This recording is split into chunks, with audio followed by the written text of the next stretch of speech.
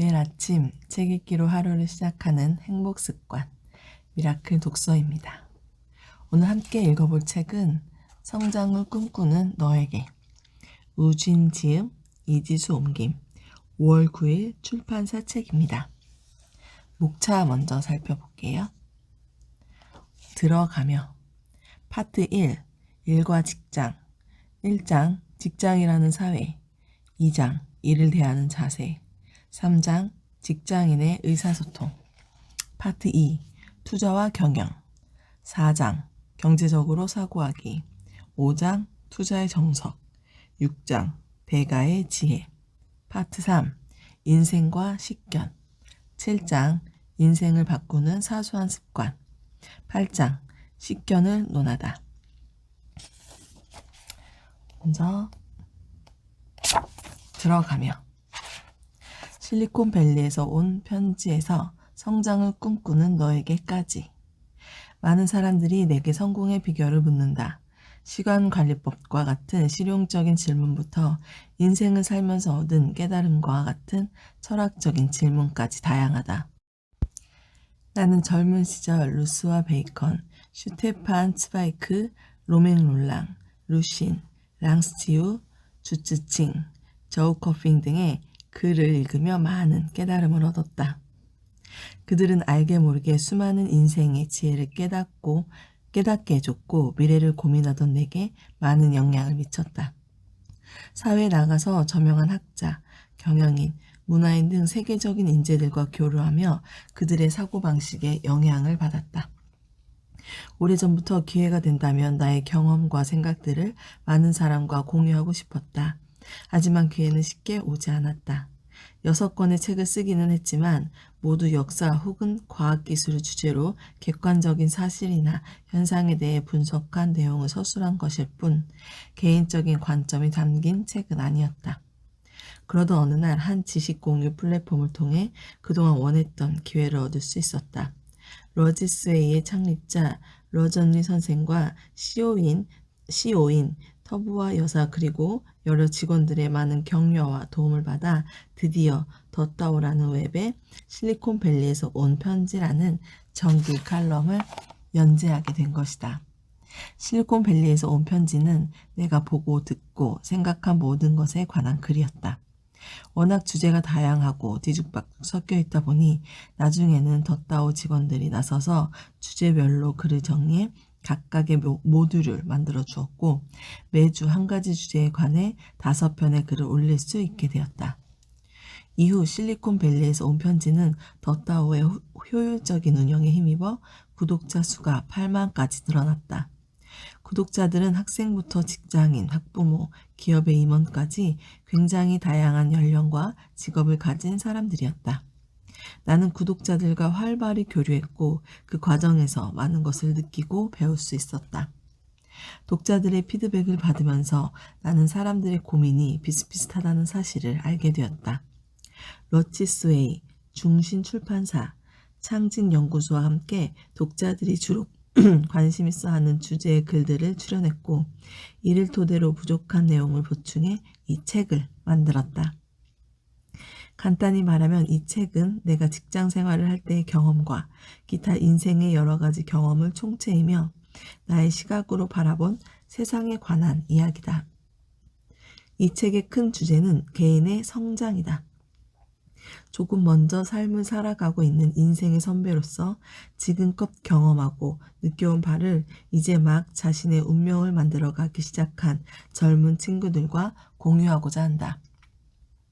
먼저 파트 1에서는 직장이라는 가장 현실적인 삶의 터전에서 겪는 문제들에 관한 경험을 나눌 것이다.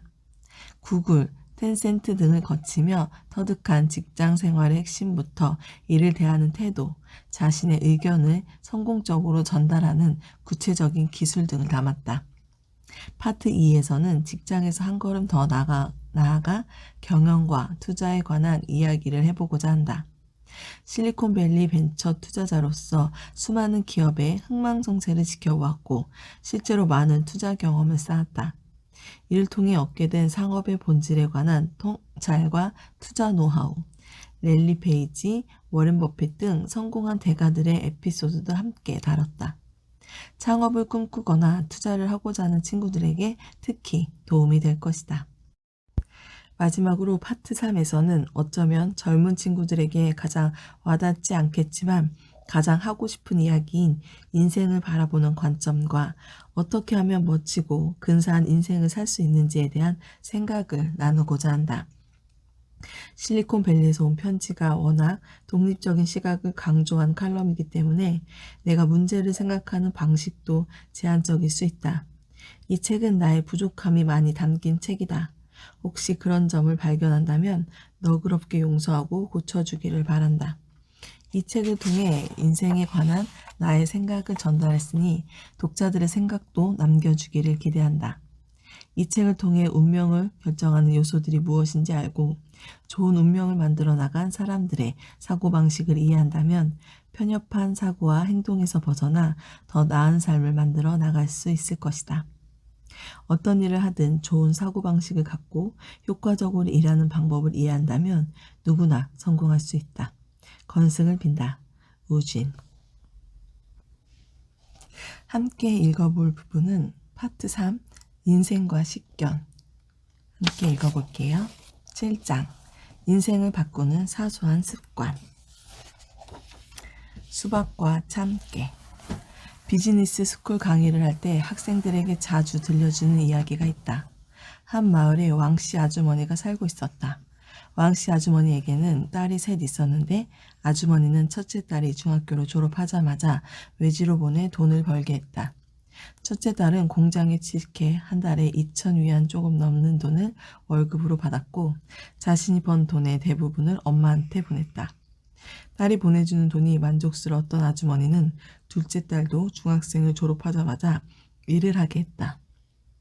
그렇게 해서 왕씨 아주머니는 또 하나의 수입원을 얻게 되었다. 하지만 딸들이 보내주는 생활비로는 생활은 여전히 고달팠고 앞날은 막막하기만 했다. 왕씨 아주머니는 딸이 10명 있으면 수입이 10군데나 생기니 좋겠다고 생각했다. 하지만 고령의 나이에 더 이상 아이를 낳을 수도 없었고 설령 낳을 수 있다고 해도 낳는데 한계가 있었다. 이런 생각 때문에 아주머니는 계속 가난할 수밖에 없었다. 그러나 왕씨 아주머니의 딸이 일하는 회사의 사장은 달랐다. 그는 여직원 한 명을 고용해서 20%의 잉여 가치를 남겼는데 왕씨 아주머니의 딸 같은 직원이 수만 명이나 되었고 2017년 그의 재산은 480억 위안에 이르렀다. 왕씨 아주머니의 사고방식으로는 그런 부자가 될 수 없을 뿐만 아니라 자신이 왜 계속 가난한지조차 알 수 없었다. 다행히 아주머니의 큰딸이 몇 년 동안 일하면서 세상 물정에 눈을 뜨게 되었고 한 달에 2,000위안으로는 가난을 면하기 힘들다는 것을 깨달았다. 큰딸은 엄마에게 막내 동생만은 공부를 계속해 운명을 바꿀 수 있게 도와줘야 한다고 말했다. 왕씨 아주머니는 큰딸의 말에 따라 막내딸은 중학교 졸업 후에도 공부를 계속시켰고 전문 대학에도 보냈다. 덕분에 막내딸은 자신만의 기술을 갖게 되어 언니들처럼 육체 노동에만 의존하지 않을 수 있었다. 물론 막내가 그 사장처럼 크게 성공하리라는 보장은 없지만 어쨌든 언니들보다 훨씬 더 좋은 출발선에 서 있는 것은 확실하다. 중국인들은 이런 상황을 수박과 참깨에 비유한다. 그 사장이 수박이라면 왕씨 아주머니는 참깨다. 수박 하나의 무게는 참깨의 2만 배도 넘는다. 그래서 참깨를 아무리 열심히 주워 담아도 수박의 무게를 따라가기는 힘들다. 이러한 이치를 모르는 사람이 어디 있냐고 말하고 싶은 사람도 있을 것이다. 하지만 안타깝게도 진정한 이치를 깨닫지 못한 사람들이 훨씬 더 많다. 다음은 우리가 일상 속에서 무의식적으로 하는 참깨를 줍는 행위들이다. 공짜 물건을 얻기 위해 치열한 경쟁을 벌인다. 교통비를 아끼기 위해 10분 이상 걷는다. 포인트를 받기 위해 하루 종일 메신저만 쳐다보고 있다. 부업을 얻기 위해 출근해서 몰래 다른 일을 한다. 블랙 프라이데이에 쇼핑을 하기 위해 밤을 새운다. 몇 푼 더 할인받으려고 2-3시간씩 인터넷 서핑을 하거나 여러 가게를 찾아다닌다. 이런 사람들은 시간을 비효율적으로 쓰는 것만이 문제가 아니다.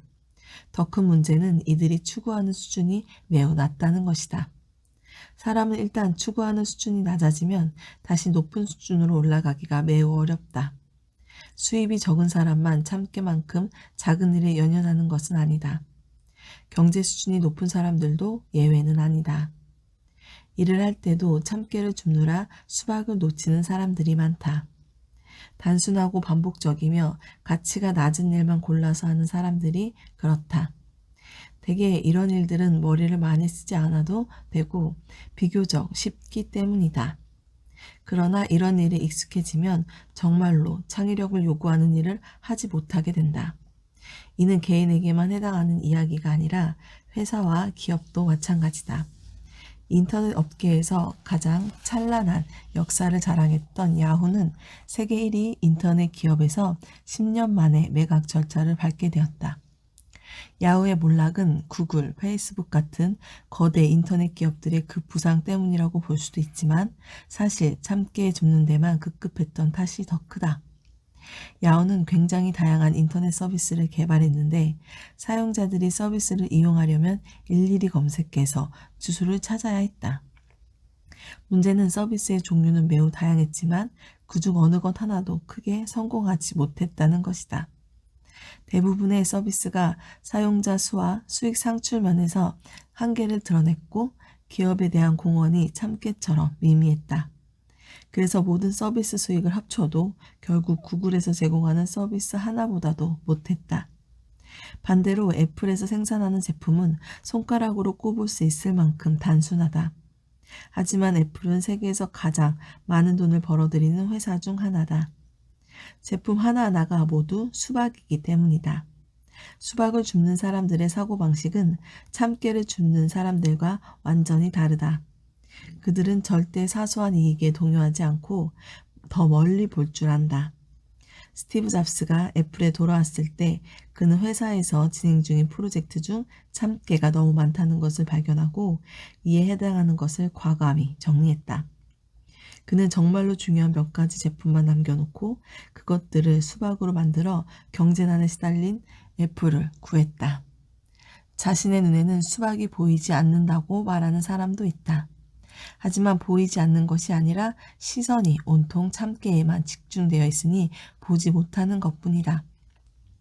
이런 사람들은 눈에 쉽게 보이는 참깨를 줍느라 수박을 줄 수 있는 기회를 모두 놓쳐버린다. 수박을 줍기 위해서는 남다른 안목과 사고방식 외에도 특별한 능력이 필요하다. 수박은 운으로 얻어지는 것이 아니라 오랫동안 갈고 닦은 재능으로 얻어지는 것이다. 그러니 우리도 직장에서 참깨만한 작은 이익에 연연할 것이 아니라 수박을 줍는 능력을 키워 자신을 돋보이게 만들어야 한다.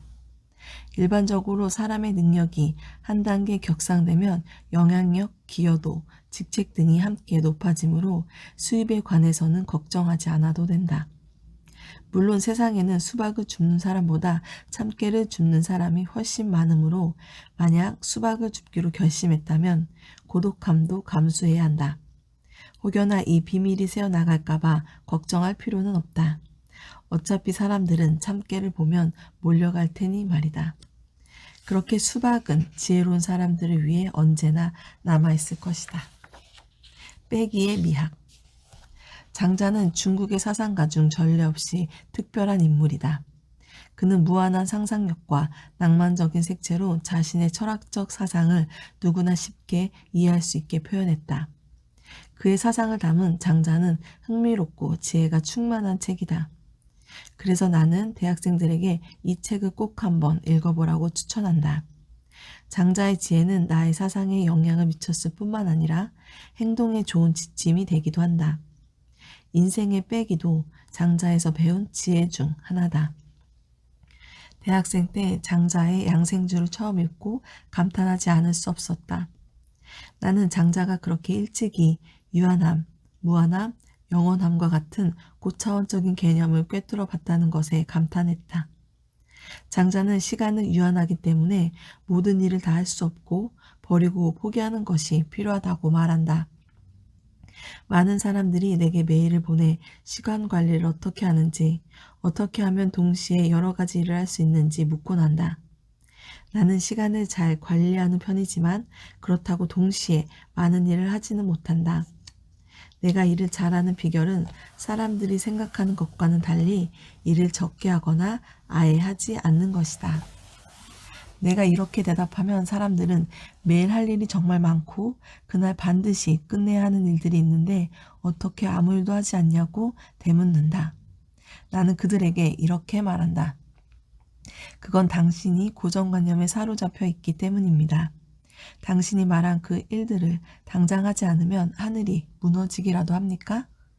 만약 내게 다른 사람보다 나은 점이 두 가지 있다면 첫 번째는 고정관념에 사로잡히지 않고 여러 각도에서 일의 중요성을 판단할 수 있다는 것이고 두 번째는 과감히 포기를 할 줄 안다는 것이다. 이 두 가지 모두 장자를 읽고 깨달은 것이다. 우리는 종종 한 가지 사고방식에 사로잡혀 헤어나오지 못할 때가 있다. 항상 습관적으로 늦는 사람들이 있다. 그들의 핑계는 매번 다르다. 오늘은 집에서 나오는데 어머니께서 갑자기 전화가 와서 통화를 하느라 늦었고, 어제는 지하철역에서 우연히 학교 동창을 만났는데 그 친구가 잠깐 이야기를 나누고 싶어 하는 것 같아서 이야기를 나누다가 늦었고, 또 그저께는 모임에 참석하려고 일찍 퇴근해서 약속 장소에 갔는데 너무 일찍 도착한 것 같아서 화장품을 사는데 계산줄이 너무 길어서 결국 늦었다는 식이다. 안타깝게도 이런 사람들의 지각하는 습관은 고치기 힘들다. 되게 이런 사람들은 한 가지 사고 패턴을 갖고 있기 때문에 당장 눈앞에 닥친 일들을 모두 해야 한다. 그 일을 하지 않으면 예의가 없거나 체면이 서지 않거나 손해를 본다고 생각하는 것이다. 하지만 사실 그 일들을 하지 않는다고 해서 큰일이 나는 건 아니다. 사람들이 내게 어떻게 하면 하루에 더 많은 시간을 일할 수 있는지 혹은 어떻게 하면 더 많은 시간을 확보할 수 있는지 물을 때면 이렇게 대답한다. 당신은 지금도 충분히 많은 시간을 일하고 있기 때문에 더 이상 시간을 확보하는 건 어려워요. 당신이 해야 할 일은 기존의 사고방식에서 벗어나 일을 줄여나가는 겁니다. 가만히 생각해보면 우리가 하는 일 중에 꼭 하지 않아도 상관없는 일이 많아요. 이런 일들만 하지 않아도 매일 바쁘다는 생각이 들지 않을 겁니다. 만약 어떤 일이 잘 되지 않을 때는 더 많은 일을 하려고 하기보다는 일을 덜 해야 한다. 나는 아랫사람에게 일을 시킬 때 그 사람이 감당하기에 조금이라도 벅찬 일이라면 절대 오랫동안 일하는 것을 강요하지 않는다. 그 일을 하려고 야근까지 한다면 괜한 압박에 마음이 급해져 제대로 하지 못하거나 대충 끝내버릴 것이 분명하기 때문이다. 이럴 때 나는 지시한 업무를 다른 사람과 분담해서 하되 자신이 맡은 일을 제 시간에 제대로 완성해야 한다고 말한다. 간혹 승진하고 싶은 마음이 앞선 직원들은 무슨 일을 시키든 할 수 있다. 더 노력하겠다. 주말에도 나와서 하겠다며 일을 도맡아 하려고 한다. 하지만 나는 절대 그렇게 놔두지 않는다. 만약 그가 여러 가지 일을 도맡아 하다가 하나도 제대로 끝내지 못하면 결국 회사의 수익은 0이 될 테니 말이다. 차라리 한 가지 일이라도 제대로 해서 1이라는 수익을 얻는 편이 훨씬 낫다. 일반적인 사고 방식에서 벗어나기 위해서는 대범한 사고의 전환이 필요할 뿐만 아니라 많은 이익을 포기해야 할 때도 있다. 2014년 말 구글을 떠날 때 많은 사람들이 내게 물었다. 월급도 많이 주고 대우도 좋고 탄력적으로 일할 수 있는 좋은 직장을 왜 그만두냐고 말이다. 이에 나는 구글에서 일하는 시간이 너무 많아 책을 쓰는 등의 다른 일을 할 시간이 없다고 대답했다. 대답을 들은 사람들은 대부분 이렇게 말했다. 다른 일을 할 시간이 없어도 일단 월급이 많은 일자리는 보전해야지. 다른 일을 하는 건 여가 시간에 하면 되고 말이야. 여가 시간을 정 마련하지 못하면 일과 관련되지 않는 다른 일들은 포기하는 편이 낫지. 물론 맞는 말이다. 하지만 그들은 인생에 주어진 시간이 유한하다는 사실을 간과했다. 생명은 유한한 시간으로 구성되어 있지만 돈은 일정한 수준을 넘어가면 사실 그렇게 중요하지 않다. 이렇게 생각하면 내가 왜 높은 연봉을 포기하고 시간을 택했는지 이해할 수 있을 것이다. 삶이 유한하기 때문에 우리는 가능한 더 적은 일을 더 잘하기 위해 노력해야 한다.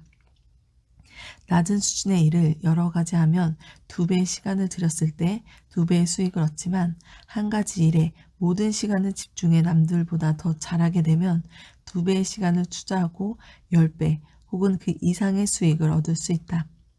이것이 바로 앞에서도 이야기했던 참깨와 수박의 관계다. 사람뿐만 아니라 새롭게 창업한 회사도 마찬가지다. 대개 처음 회사를 창업하는 사람은 앞으로 펼쳐질 자신의 아름다운 미래를 묘사하며 이런 일도 할 것이고 저런 일도 할 것이라며 자신 있게 말한다. 하지만 경험이 풍부한 투자자라면 그들에게 일을 줄이라고 조언한다. 앞에서도 말했듯이 창업을 할 때는 처음부터 너무 많은 일을 욕심내면 안 된다. 창업 초기에는 자원의 한계가 있기 때문에 대기업처럼 모든 일을 다 해결할 수 없기 때문이다. 새로 창업한 회사가 단기간 내에 어떤 분야에서 대기업을 따라잡고 싶다면 모든 인력과 자원을 한 곳에만 집중시켜야 한다. 그래서 작은 회사일수록 일을 줄이려는 노력이 필요하다. 2013년 실리콘밸리의 영상식별 회사가 문을 열었다. 이 회사는 창업 초기에 원대한 계획과 앞으로 할 일에 대한 길고 긴 리스트를 갖고 있었다. 창업주가 우리에게 투자를 받으러 왔을 때 회사의 기술력도 뛰어나고 창업주도 똑똑해 보여 투자를 하고 싶었지만 이 회사가 과연 한 가지 일에 집중할 수 있을지가 의심스러웠다. 그래서 이렇게 말했다. 이렇게 많은 일을 다 하려고 하면 분명 실패하게 될 겁니다. 여기 있는 목록을 줄일 수 있는 데까지 최대한 줄여보세요. 그러면 우리도 투자를 하겠습니다. 얼마 후 그들은 목록을 3가지로 줄여왔다. 내가 말했다. 그래도 여전히 많은 것 같아요. 한 가지 일로 줄여봅시다. 정말로 이 일 아니면 안 될 것 같다고 생각하는 일만 남겨보세요. 그들은 결국 목록을 1가지로 줄였다. 이것이 바로 여러분의 핵심 가치입니다. 이대로 해봅시다. 우리는 그 회사에 투자했고 1년 후 그들은 굉장히 많은 돈을 받고 아마존에 인수되었다. 그들이 애초에 하려고 했던 많은 일들을 아마존 같은 대형 기업에서 이미 다 하고 있는 일이었다. 그것도 훨씬 더 크고 다양하게 말이다. 그러니 만약 그때 그 일들을 다 하려고 했다면 정작 꼭 해야 할 일을 제대로 하지 못했을 것이다. 창업을 준비하는 많은 사람들이 나를 찾아와 자신의 원대한 계획을 설명하며 조언을 구하곤 한다. 그럴 때 내가 가장 많이 하는 조언은 빼기를 하라는 것이다. 배움에만 끝이 없는 것이 아니라 우리가 하는 일도 마찬가지다. 성공적인 인생을 사는 비결은 빼기에 있다. 그리고 빼기의 핵심은 일반적인 사고에서 벗어나 중요하지 않은 일을 가려내고 그것들을 과감하게 포기하는 데 있다. 천재와 보통 사람의 차이. 나는 세상에 뛰어난 천재가 존재한다고 믿는다. 과거 구글에서 나와 함께 일했던 친구가 바로 그런 사람이었다. 그는 20대 제3차 세계 퍼즐 챔피언십에서 우승을, 제4차 세계 퍼즐 챔피언십에서 준우승을 차지했으며 미국 팀의 주장이었다. 예전에 그 친구와 퍼즐대회 문제를 같이 풀어본 적이 있는데 나는 한참을 고민해서 겨우 푼 문제를 그 친구는 2-3번 만에 쉽게 풀었다. 하지만 그는 구글에 오래 머무르지 못했다. 그가 엔지니어링보다는 퍼즐 문제를 푸는 데에 더 관심이 많았기 때문이다. 지적 능력은 성공의 여러 요인 중 하나일 뿐 결정적인 요소는 아니다. 가장 똑똑한 사람이 가장 큰 성과를 내는 건 역시 아니다.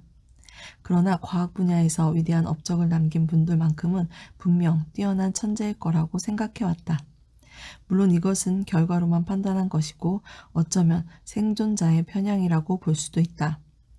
나는 박사 졸업 후 운 좋게도 4명의 노벨상 수상자와 깊이 교류할 기회가 있었다. 바로 노벨 경제학상 수상자 윌리엄 샤프, 물리학상을 수상한 아담 리스, 스티븐 추, 화학상을 수상한 브라이언 코빌카다. 이 장에서는 그들과 교류하며 느꼈던 점들을 공유하려고 한다. 윌리엄 샤프는 수익과 리스크를 계량화된 지표로 나타내는 샤프 지수로 노벨상을 수상했다. 샤프의 투자에 관한 조언을 보면 그가 아주 지혜로운 사람이라는 걸 알 수 있지만 강의만으로는 그가 정말 뛰어난 천재에 속하는지는 알 수 없다.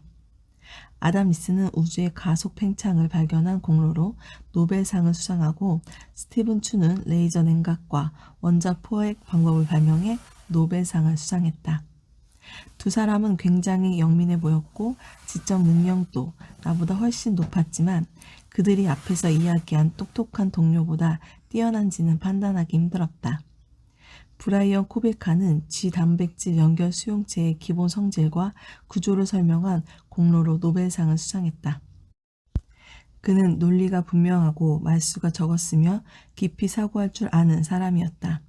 코베카는 스티븐 추나 샤프보다 학구적인 기질이 더 강했고 오랫동안 기초과학 연구에 몰두해왔으며 그의 업적은 주로 오랜 노력을 통해 이룬 것들이었다. 어쩌면 이 4명의 노벨상 수상자는 앞서 말한 동료보다 똑똑하지 않을지도 모른다. 하지만 그들이 이룬 업적은 비범하다. 그러므로 지적 능력과 업적이 정비례한다고 볼 수는 없다. 물론 과학 연구를 하기 위해서는 기본적으로 어느 정도의 지식 능력은 갖춰야 한다. 그러나 아웃라이러의 저자 말콤 글래드웰은 IQ가 120만이 넘으면 충분하고 120이 넘으면 IQ는 더 이상 성과에 결정적인 역할을 하지 않는다고 말한다. IQ가 120이라는 건 어떤 개념일까? 대략 40에서 50%의 중국인들이 도달할 수 있는 수준이고 다시 말하면 절반의 인류가 노벨상까지는 아니더라도 중대한 업적을 이룰 수 있는 충분한 지적 능력을 갖고 있다는 의미다. 하지만 현실은 그렇지 않다. 물론 IQ가 120이 넘는 사람들이 모두 노력을 하지 않거나 교육 수준이 낮기 때문은 아니다. 그렇다면 왜 사람들은 충분한 지적 능력이 있고 좋은 교육을 받고 열심히 노력까지 하면서도 좋은 성과를 내지 못하는 것일까? 사람은 누구나 자신만의 천부적인 재능이 있다. 어떤 사람은 기억력이 특별히 좋고 어떤 사람은 일반적인 잣대로 평가하기 힘들 만큼 사고력이 풍부하기도 하다. 인류가 IQ, EQ 등의 여러 지표들을 발명해낸 것도 사람의 능력이 워낙 다양하기 때문이다. 그렇기 때문에 양적인 지표로 한 사람을 평가하는 것은 올바르지 않다. 사람의 재능은 타고나는 부분도 있고 살면서 환경에 의해 만들어지는 부분도 있다. 이러한 재능이 과연 저절로 주어지는 것인지 스스로 개발해 나가는 것인지에 대해서는 명확히 단정 지을 수 없다. 아인슈타인을 예로 들면 그의 뛰어난 천재성은 대학 입학 전까지는 전혀 드러나지 않았다. 반대로 학생 때는 줄곧 똑똑하다는 이야기를 듣다가 나중에는 그저 그런 평범한 사람이 되는 경우도 있다. 그렇다면 아인슈타인과 보통 사람의 가장 큰 차이는 무엇일까? 나는 다음과 같은 3가지 차이가 있다고 생각한다. 첫째, 아인슈타인은 문제제기를 좋아했다. 2년 전 저명한 물리학자인 장서우청 교수와 함께 칭화대학교와 스탠퍼드 대학교가 과학 연구에 있어서 어떤 차이가 있는지 이야기를 나눴다. 장 교수는 가장 큰 차이가 문제제기에 있다고 말했다.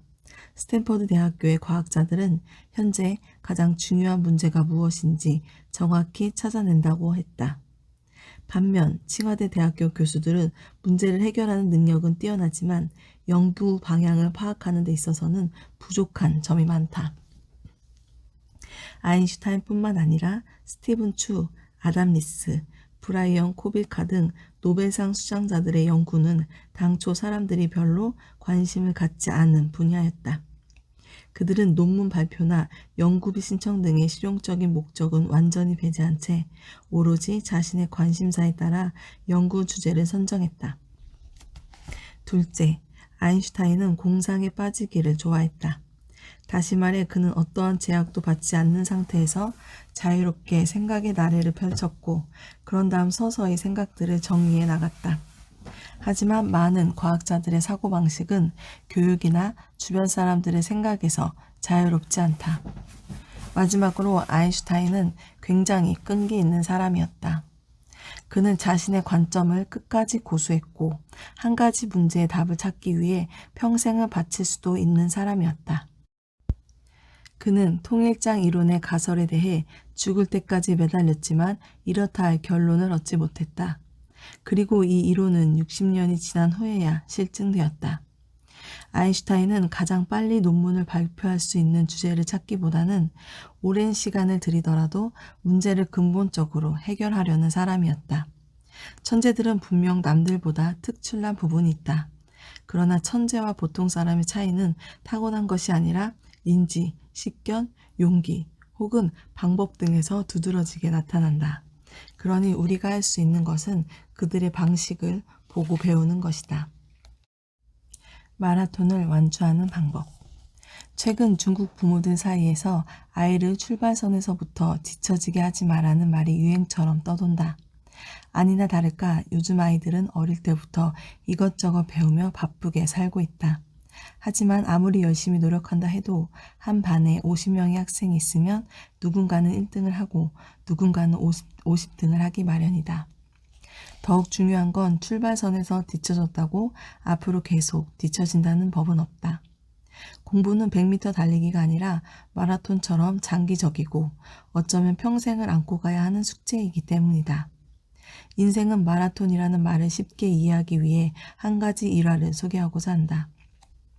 이 이야기는 20세기 초 미국에서 있었던 일이다. 1901년 미국 중부 미주리주에 위치한 인디펜던스 고등학교의 졸업생 대표는 찰리 로스라는 학생이었다. 그는 교내 신문의 편집장으로 학교 안에서 꽤나 유명한 인물이었고 영어 교사인 브라운 선생님이 가장 아끼는 제자이기도 했다. 졸업식이 끝나고 브라운 선생님은 교단으로 올라가 찰리에게 키스를 해주며 우수한 성적으로 졸업하게 된 것을 축하했다. 찰리의 옆에는 키가 작고 왜소한 학생 한 명이 서 있었다. 이 학생을 우선 해리라고 부르도록 하자. 해리는 대대로 농사를 짓는 집안 출신의 투박한 외모를 가진 학생이었다. 그는 외모도 수수하고 특별한 매력도 없었는데 요즘 말로 하면 촌티가 많이 났다. 하지만 해리는 꽤 당돌한 학생이었다. 그는 브라운 선생님께 이렇게 물었다. 왜 제게는 키스를 안 해주시는 거죠? 브라운 선생님의 대답은 간단했다. 키스를 받고 싶으면 너도 뭔가 훌륭한 일을 하고 오렴. 당시 옆에서 이 말을 듣던 찰리는 자신은 키스를 받았으니 앞으로도 반드시 훌륭한 일을 해야 할 것만 같았다고 한다. 하지만 그는 이런 압박감을 동력으로 바꾸었다. 고등학교를 졸업하고 찰리는 미주리 대학교에 입학했고 졸업 후에는 학교에 남아 학생들을 가르치며 새롭게 설립된 신문방송학과의 첫 교수가 되었다. 이후 그는 언론계에서 점차 두각을 드러내기 시작했고 특유의 근면함과 총명함으로 1932년에 퓰리처상을 수상했다. 그 후로도 10년여간 언론계에서 찰리의 영향력은 계속 커졌고 그는 결코 나태해질 수 없었다. 1945년 찰리는 트루먼 대통령의 언론과 출판 사무를 담당하는 수석 비서가 되었다. 이는 아마도 언론 종사자로서 올라갈 수 있는 가장 높은 자리일 것이다. 찰리 로스의 경험에서 볼 수 있듯이 출발선에서 한참 앞서 있던 사람도 성공하기 위해서는 꾸준히 노력이 필요하다. 그런데 이야기는 여기에서 끝이 아니다. 이 이야기는 또 한 명의 주인공이 있다. 바로 찰리 옆에서 선생님께 키스를 받지 못한 아이, 해리다. 과연 해리의 운명은 어떻게 되었을까? 이제 더 이상 뜸들이지 않고 그의 존재를 이야기하도록 하겠다.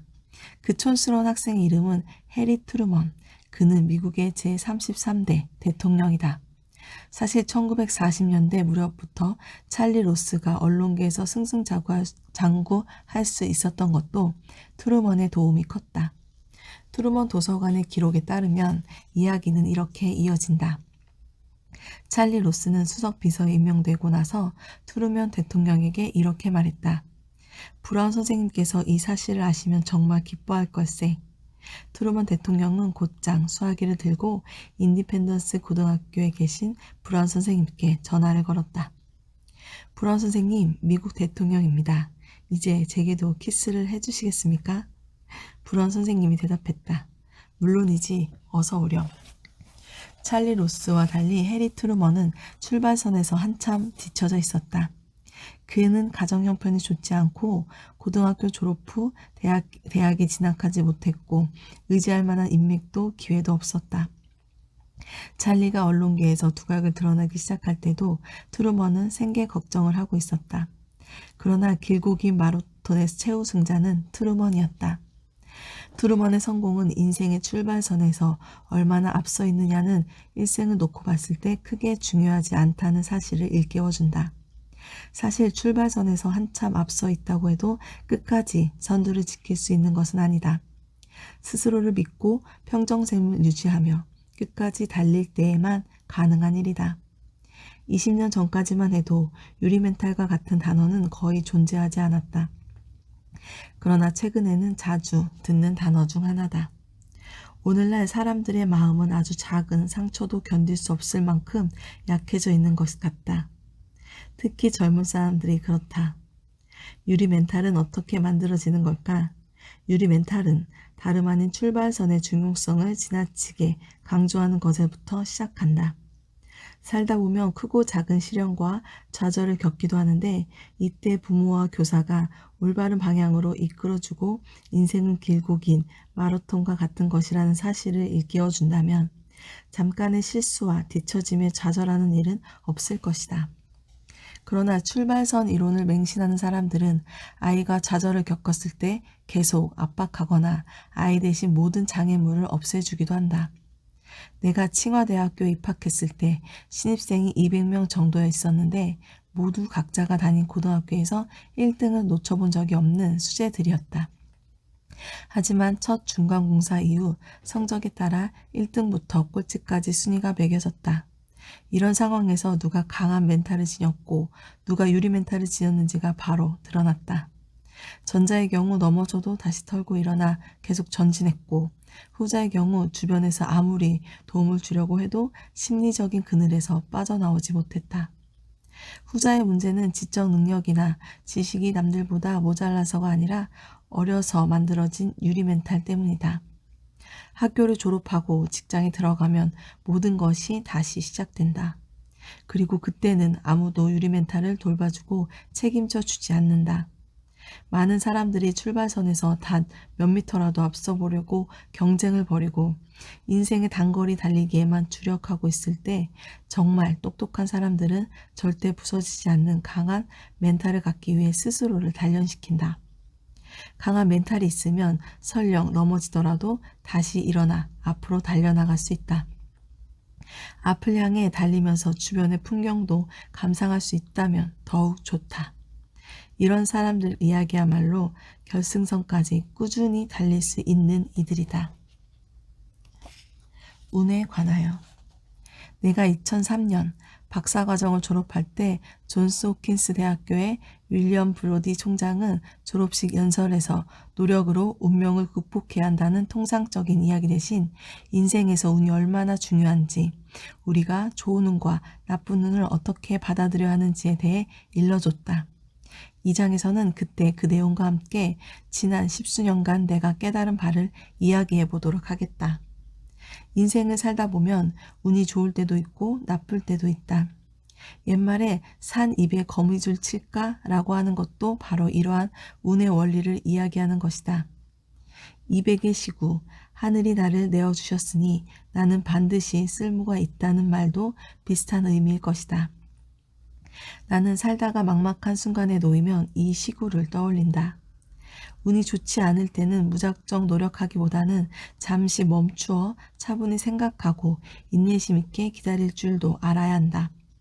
구글 직원들에게 금융학 101 강의를 해준 버튼 말키엘 교수는 시간은 여러분의 친구이지만 시기는 그렇지 않다라고 했다. 지난 45년간 미국 주식시장의 수익률은 약 7%대로 오늘날까지 약 20배가 오른 셈이다. 하지만 만약 주식시장이 가장 빠른 오름세를 보인 25일을 놓쳤다면 수익률은 절반으로 줄어들 것이다. 즉 수익률은 매년 3.5%에 그치고 최소 80% 이상 손해를 본 것이나 마찬가지다. 그런데 그 25일이 언제일지는 아무도 알 수 없다. 현명한 투자자는 주식시장에서 최저점과 최고점을 노리며 투기를 하는 사람이 아니라 꾸준히 투자하는 사람들이다. 이처럼 나쁜 운을 피하는 방법은 인내심을 발휘해 시간을 나의 친구로 만드는 것이다. 앞장에서 언급한 트루먼 대통령 역시 계속되는 불행에도 언제나 미래를 위한 준비를 했다. 어떤 경험이든 그것을 잘 활용하면 재산이 되고 잘 활용하지 못하면 시간 낭비가 된다. 뜻이 있는 사람은 과거의 경험을 성공을 위한 발판으로 만들 줄 안다. 트루먼의 성공 요인은 두 가지가 있는데 첫 번째는 불운의 시기를 묵묵히 견딘 인내심이고 두 번째는 과거의 사소한 경험들을 성공에 도움이 되는 재산으로 활용한 것이다. 트루먼이 대통령의 자리에까지 오를 수 있었던 또 한 가지 중요한 성공 요인은 바로 겸손함과 소박함이다. 영어에서는 humil이라는 단어가 있다. 어떤 사람들은 이 단어를 겸손하게 자신을 낮춘다라고 해석하기도 하는데 사실 여기에서 낮춘다는 의미는 크게 중요하지 않다. 이 단어의 핵심은 겸손에 있다. 트루먼은 대통령이 되기 전 루스벨트 밑에서 부통령으로 있었다. 그가 부통령이 될 수 있었던 건 겸손한 성품 덕분이었다. 루스벨트 대통령 주변에 똑똑한 사람은 많았지만 트루먼처럼 두루두루 많은 사람들의 인정을 받는 사람은 드물었기 때문이다. 1948년 트루먼이 연임에 도전할 당시 그는 운이 따르지 않는 것처럼 보였다. 그를 지지하는 사람들이 많지 않았고 여론조사에서도 줄곧 경쟁 상대인 듀이에게 뒤처져 있었다. 하지만 그는 지금까지 그래왔던 것처럼 운이 따르지 않는 상황에서도 인내심과 성실함으로 상대에 맞섰다. 트루먼은 선거구를 직접 찾아다니며 하루에도 몇 차례씩 연설을 했다. 어느 때는 청중이 몇 사람밖에 없을 때도 있었지만 그는 언제나 최선을 다했다. 결국 행운의 여신은 그의 손을 들어줬다. 당선 후에도 그는 성공에 자만하지 않고 늘 겸손했고 그로 인해 인생 후반기에는 좋은 운이 많이 따를 수 있었다. 어떤 일에 성공하면 모든 것이 자신의 노력 덕분이고 실패하면 무조건 운을 탓하는 사람이 있다. 그들은 자주 운명이 불공평하다고 말한다. 주식시장이 폭등할 때도 너도 나도 주식에 신이 있었다가 폭락할 때는 무조건 시장 탓이고 자신은 운이 없는 희생양일 뿐인 것이다. 심지어 어떤 투기자들은 돈을 잃고 나서 정부를 상대로 보상해달라고 집단 행동을 하기도 한다. 성공했을 때 그동안 도움을 준 주변 사람들에게 감사하고 운명에 감사하는 마음을 갖는다면 불운이 닥쳤을 때도 상황을 태연하게 받아들이고 자기 자신을 더 정확히 돌아볼 수 있게 된다. 그동안 내가 만나온 성공한 사람들은 대부분 자신의 성공에 대해 운이 좋았을 뿐이라고 말했다. 그들은 절대 능력을 과시하거나 그동안 얼마나 많은 노력을 기울였는지 강조하지 않는다. 운의 힘을 믿으면 억울함은 줄어들고 성공에 한 걸음 더 가까이 다가갈 수 있다. 그러니 자기 자신에게 너무 가혹하지 말자. 충분한 인내심을 갖고 올바른 방향으로 꾸준히 노력한다면 좋은 운이 언젠가 찾아올 것이다. 그런데 아무리 노력해도 좋은 운이 찾아오지 않는다면 어떻게 해야 할까? 그럴 때는 존 F. 케네디 대통령의 말로 위안을 삼자. 거리낌 없는 양심은 유일하고 확실한 보상이다. 모든 일은 진인사 대천명 아니겠는가? 오늘 미라클 독서는 여기까지 읽겠습니다. 오늘도 감사합니다.